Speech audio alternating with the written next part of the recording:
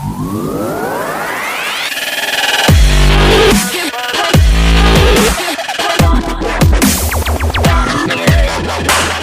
what's going on YouTube? It's Reference Team Arsenal back with another video. Today you see we back on the mat as we will be showcasing our Punk Adventure Spright deck from this past weekend at Detroit Regionals, where we ended up getting 40th place, going 6-3. Unfortunately, top cut was top 32. Overall, what the deck did, it was amazing. I feel like low key, I kind of cost the deck itself, as in I didn't know how to play the deck fully until I actually got to the tournament itself. This being a deck that I actually built that morning of regionals when I was on Sky Strikers. Immediately changed my deck like 8 o'clock in the morning and built this from scratch. And in my first three rounds rather, it kind of showed that my experience was there. So we're gonna get right to the matchups real quick. Round one, we played against Brandon Dogmatic at Eldritch. This one, it went to 3, but we lost some time trying to break their board. It's also showcased why we should play Red Resonator in the side. Definitely did come up, especially with all the life point losing what we're doing with starter, Cosmic Cyclones, etc. Round two, we played against Pure Spright. Adventure Spright, in my opinion, just has a way better matchup against the Pure build. Some fact that we have other cards to fall back on other than just hand traps. Because I feel like personally, this format, hand traps are not as strong as they could be, and I prefer board breakers, as you can see in the deck profile. But we ended up winning this one 2-1. Pretty handily, didn't need to go time or anything like that. Round three, we played against Branded Tier Elements. This one was where the experience really shined through. Inexperience rather, really shined through. As we got to game 3 and we were close to time, we had a simple line to break his board with the Adventure Token plus Draco back, plus 2 bodies, and all he had was 2 bodies on the board after we had stopped him from making his plays. All he had to do was bounce one of the bodies, swing in for damage with the remaining monster and the Adventure Token, and go for game. Instead, we tried to do a big old fancy board and ended up losing the time. So that one kind of stung. We kind of thought our day was over from there, knowing that you have to get at least X2 or X2-1 to get into top cut. But round 4, our luck changed around. Played against Untitled Elements. This time around, easy clean sweep. We were easily able to break their board when they went first in game 1. Game 2, we just made a big board they could not break whatsoever, as I will showcase that in one of the test hands or combo materials for you guys at a later date. So that's pretty handed. Round 5, we played against Dragon Link. Was surprised it was still being played, to be honest. But he went first game 1, made his board. We just ended up scooping to that one, but some fact we couldn't break it. Hand was suboptimal. And then games 2 and 3, just simple blowouts on our part against him. Yeah. Round 6, we ended up playing against 60 card Punk. I say 60 card Punk because like I saw other stuff in the deck, but it was more so Punk cards. Deck was pretty cool. I'm not gonna lie, deck was pretty cool. He took us by surprise in game 1. Ended up easily winning that one because we did not know what to stop with the deck. Game 2, we made our board, easily won that game.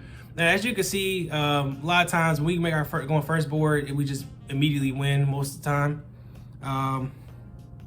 Game 3, he ended up going first. We ended up breaking the board. It was a little back and forth at first, but once we started getting later and later into the game, when he burnt all those life points away by using his Punk cards, and we actually had a better grind game, actually recursion as far as our negate stuff like that, it just basically shined through and we won that one easily. Round 7, we went against Source Otinyi. I forgot this deck was even in the room. I totally forgot. Oh yeah, people still play this deck. But game 1, we went first, easily won that one. Game 2, this one, inexperience came through again because certain cards we don't know how to play through or play around, like Blackout, the Synchro 10 they played that one that banishes and burn you for 12 and stuff like that. Certain cards we did not really know how to play around or play against in this matchup. So we ended up losing game 2 after a long drawn out game. And that's what cost us, because in game 3, we ended up losing in time because he literally just tried to make a board. We stopped him. He took his time. Like, you could tell he was more of a more chill player, relaxed player. So we didn't really rush him, but we had like 2 minutes left. He took his time, made Baron burn us to 12, and then passed it back to us. After he made, I think it was Baron and Chow and the Synchro 8. So he passed back to us. We only had like 50 seconds. We gotta do is try to get our plays and try to make a board. he slowly thought about negations and stuff like that, and then it's like, damn, I'm thinking to myself, if I just had Red Resonator, I wouldn't have to go through this. We could still go to battle phase and win, but we were stuck in main phase and ended up losing that one in time. I think, unfortunately, this is the round that cost us our top. As right at this point, I believe we were 4-3. And then round 8, we played against another Spright mirror. We won that one 2-0. And then our final round, we played against I think it was Adventure Spright, but theirs had more hand trap stuff like that in it. And they ended up unfortunately breaking like 2 of their games. We easily won that one 2-0. So overall, we ended up, like I said, 6-3. The deck itself was amazing. I just wish I played it better. And I'm actually gonna definitely make a lot of improvements to it. But without further ado, let's go ahead and get right into the deck profile for you guys. Okay, start off with the main deck. We do play, in fact, 48. It's a little heavier here because, you know, there's an adventure package. You don't really want to see it. We play triple blue. Trying to explain this is your best starter in the deck. Card's amazing. And then our second starter is triple jet. Trying to explain this one either. We do, in fact, play 1 carrot and 1 red. I was still taking these out and just having the starters, the jet, the blue, and the smashers. But I realized that against cards like dark blue and more, you would prefer to have a backup disruption. That's why we always have smashers or starters in the background, or back row rather, so we can summon out a red or a carrot in the cases like that. We do, in fact, play the triple starter. Card's insane. I think the whole life point burn is kind of fair because it's basically a Drytron Nova on quick play. So it's an amazing card. It gives me E-Telly vibes as well. And last card is Smashers. I was iffy about this card at first being in the main, but it came up so many times. People try to, you know, dark rule no more me, and try to think they could play the game. Despite doing that, like with especially against Sprites, where they set up a level 2 and usually just Smashers it away, or people try to Mystic Mine you and stuff like that. Try to use anti-spell. This card just is a main deck out to that stuff in game 1. And then for the frogs, we simply just play a triple swap and 1 Untold. We don't play the dupe. So the fact that it's a brick for the deck, and I really don't want to brick in this deck. I'm trying to keep it as consistent as possible. And didn't really want to play super probably too heavy because a lot of people are maining it, in fact. So yeah, and it never really came up. Like especially when you like say you have smashers and stuff in the back row, and people like if people would just trade a Toad, battle phase go swing at Toad, and then go to main phase 2, you basically just traded a Toad negate for their battle phase, and you can literally just summon it back off of Elf, so it's fine. And then now we're going into the Punk package, real small package. 1 Deer Note, 1 Foxy Tune, 1 Xiamen, and triple E-Telly. We originally were thinking about playing the Gamma package, but when we decided to strictly just go board breakers, no hand traps whatsoever in the main or the side, we took it out. The format like starts to change, and where hand traps are more prevalent, we might play this with Gammas as well to make it more viable for level 2s and stuff. But the way it was fine. This is more so like a way to make a bigger board than you're usually making in Spright. But it wasn't like make or break the deck. It just made it so the deck was more consistent and had more of a ceiling in a sense, a higher ceiling to play with, rather. Now moving to the adventure package, triple Water Enchantress and 1 Wandering Griffin. You see this one is a little alty. I need to get 2 more, but I'm waiting to see if the balance like hits these cards to like maybe 2 or something like that. So I don't want to invest in like 3 of them and then only can play 2 or 1. But I should have to explain these cards are amazing. Like if your deck can play them, you should play them. They're great for going second, great for going first. It's literally like 1 card combo with these. Speaking of 1 card combo, we got the triple right, 1 Draco back, and 1 Faithful Adventure. If you know me, you know I'm usually on the Legal Knight as well. But in this build, like I say, we're looking for consistency. The thing is though, I'm definitely thinking about siding that card for going second in future references though. So yeah. And then for last of our extenders in the deck, we do play these spare zombie. Simple fact that we do play Halki Firebrax. Not something we often go into. It's only something we go through the Punk package. But this is a way to actually get Halki Firebrax and him to go into a Spright. a gigantic Spright if worse, and then at best it can go into a Baron and still have the Spright full Spright combo on top of that. And then for our spell extenders, we have double pot of Desires, 1 Foolish Burial, and 1 Spanish Terraforming, because I definitely need to see this card, and I see it all the time because it's Spanish and it's super, yeah. But as far as the Desires, these should definitely be Prosperities if you have the money for them. This deck was literally last minute, and that's what I had. And in this deck, the Foolish Burial actually does play more than one part. It can actually help you set up your elf plays if you can't get actual body off the board, a body on the board or whatever. Also, it's Water Enchantress, it's Plague Spreader. The Foolish is more viable in this deck other than just dump Water Enchantress, that's for sure. And then finally, the Board Breakers. We're playing triple Dark Rule No More, triple Mystic Mind, triple Tactic Talents, and 1 Change of Heart is our Spice card. These cards were amazing. If you see any of these in combination with the Rite of Armesia or Rite of Arasu, whatever you want to call the fucking card, excuse my language, you basically are breaking the board. It's almost guaranteed. The deck can play under Mystic Mind. The deck easily breaks boards, especially against Terra Element in them. When they actually separate board trying to do negations like that, Tactic Talent just helps you break the board to help you draw cards. Change of Heart is basically a free Tactics Talent for Snatchies. Dark Rule No More I shouldn't explain. It's like a lot of decks are mainly that now, where it's just you need more than just hand traps. It feels like this format, and it feels like spells are more so the way to go. That's what we were doing with Sky Strikers, but I just literally changed what I was doing with Sky Strikers and put it in this deck instead. Because the one card, 2 card combos are way more consistent with this deck, and actually I can break the board and make my own board, and you eventually scoop because yours was broken already. Like I said, it's 48 in the main, no hand traps in the side or in the main. Move on to the extra deck. We start off with the links. Triple Elf. Play triple because we definitely go through at least 2 of them, especially in our first turn combo, if we have to find a way to get into our Spright package or Spright gameplay.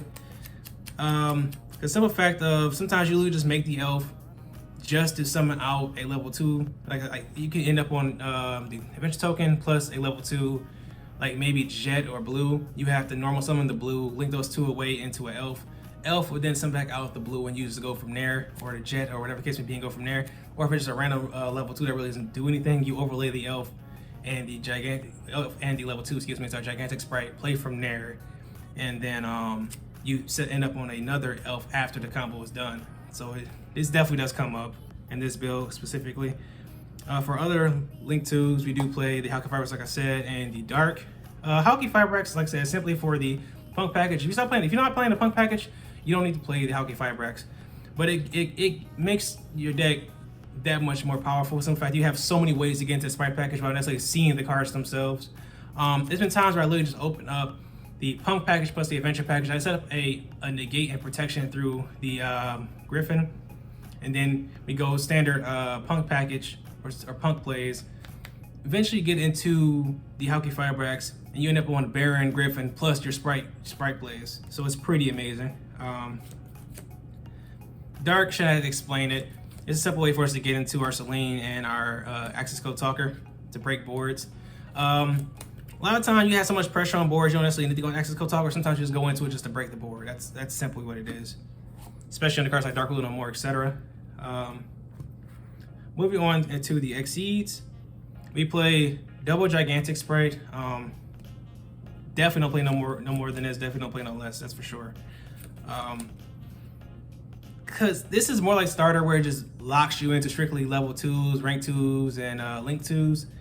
And we try to get, if we don't have a straight linear Spright hand, we prefer to go for this. Try to go for this like last after we do everything else. And then we do have the 1 Sky Cavalry just to break boards. Toad, don't have to explain this. And then we have Downard and Zeus just to break boards. And then the last 2 cards. One was a proxy because I had to give my boy De'Aaron his Baron back. Shout out to him, but this is a Baron to floor. It's like for the punk package, all you need is literally Hulky Firebrax, Ruler, and Baron, and that's full combo there. Like I said, shout out to him for letting me borrow, because he always let me borrow his Baron. I sold mine like so long ago, and then every time I need a Baron, he's let me borrow his. So huge shout out to Darren for that one. And now moving on into the side deck, we're playing triple Cosmic and one Harpy Feather Duster. We just didn't want to lose the back row, whether it be They're Gonna Be Ones, Rivalry the Warlords, etc. When I play against the Dogmatic Eldritch deck, a lot of that, a lot of Floodgates. Like I said, not knowing my deck actually did really cost me in that one, but I digress. These are supposed to be triple Lightning Storm. Shout out to Big Red for letting me borrow his. Simple fact, I was going to, like I said, since I was going to play Star Strikers, I didn't have my evening matches. I literally traded my evening matches for the Lightning Storms, so he can have some insurance policy on his cards. Like I always do with everybody, just to play it safe. But I think evenly would have been probably better, since I wasn't playing Sky Strikers. Like it's Dark Rule No More plus evenly match, it just breaks the board without you having to go into Zeus like that. It costs you a battle phase, but you'll be fine with it, since you're not doing any damage anyway. So, hindsight, I probably would, or foresight, hindsight, whatever, I would definitely have played these instead anyway. And then for our spice for going first, we're playing one Lancia, one Scythe. This is more so for Sword Soul. This is Sword Soul and Floowandereeze. This is for every other deck. Also, this came in against Eldritch as well too, so it's pretty dope. We're doing that because we're playing double Sanctum, double D-Barrier, and double Trap Trick. So in total, we're basically, the math behind it is we're basically playing 4 D-Barriers and 4 Sanctums. Besides this end going first, plus our standard combo, to basically enable the fact that, yeah, you can Dark Rule No More, that's fine, but I'm literally just gonna break your board or stop you from playing the game to begin with, and you pass back to me and you lose. Because the deck really, like I said, without back row, it really can lose to cards like Dark Rule No More, Mystic Mind, stuff like that without Smashers. So you play cards like this just to have a fallback plan in case they do stop your actual front row.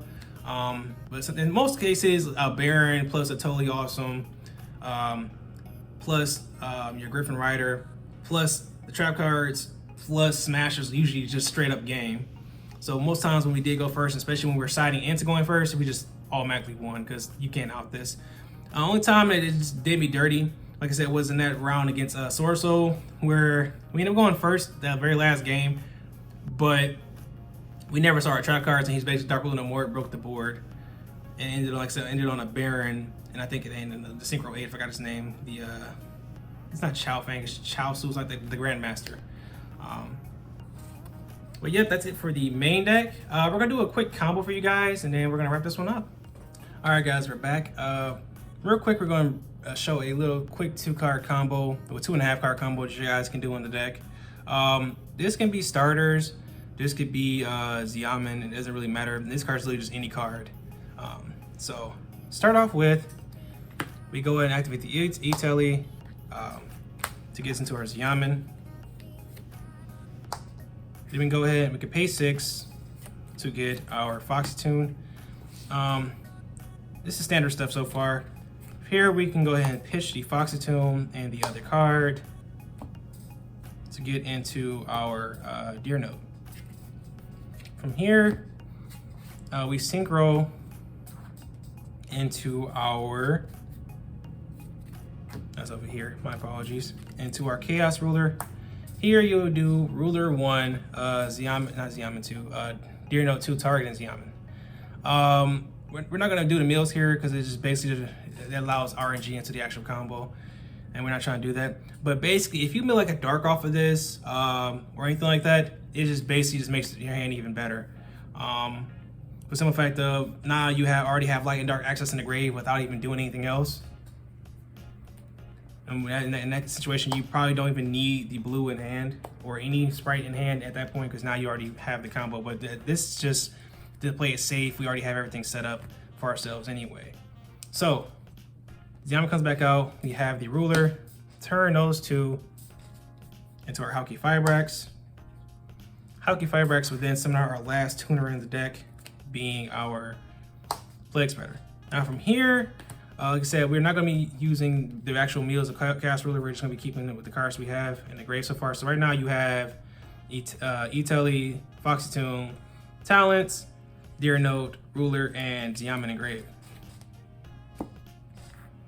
Now from here, we can simply just summon out the blue. Use blue effect to grab your Jet. You can go ahead and use Jet to get out either your starter or your smashers. In this case, we'll just grab the smashers. Doesn't really matter right now. And then from here, this is the part where you actually can either turn these two into a gigantic Spright, or you can turn these two into an elf. It doesn't really matter at this point. But for sake of the argument, we'll just say we turn this Halki Fibrax and this Jet into our elf. This is what I was saying, where we do go through multiple elves in like a turn, depending on the board. So here, we're not going to use the actual elf effect. We literally just did that to get the Jet into grave. So now we're banish the Jet and banish the Foxy Tomb to summon back out the Ruler. And then we'll turn the Ruler and the Plague Spreader into our Proxy Baron right here. Let's put it up right here like this, and then put a picture over it for you guys. Now from here, you can simply turn the blue and the elf into a gigantic Spright. Boom. And then from here, we can do gigantic Sprites effect, because now here is just standard combo for you guys. From here, we summon out, we wouldn't even get those cards out, my apologies on that. From here, we'll summon out our Swap Frog. Use Swap Out Frog effect to dump out another Swap Frog. Then turn these two into another elf. Then from here, use elf effect this time around to summon back out Swap. Use Swap effect to dump the Ronin Toad.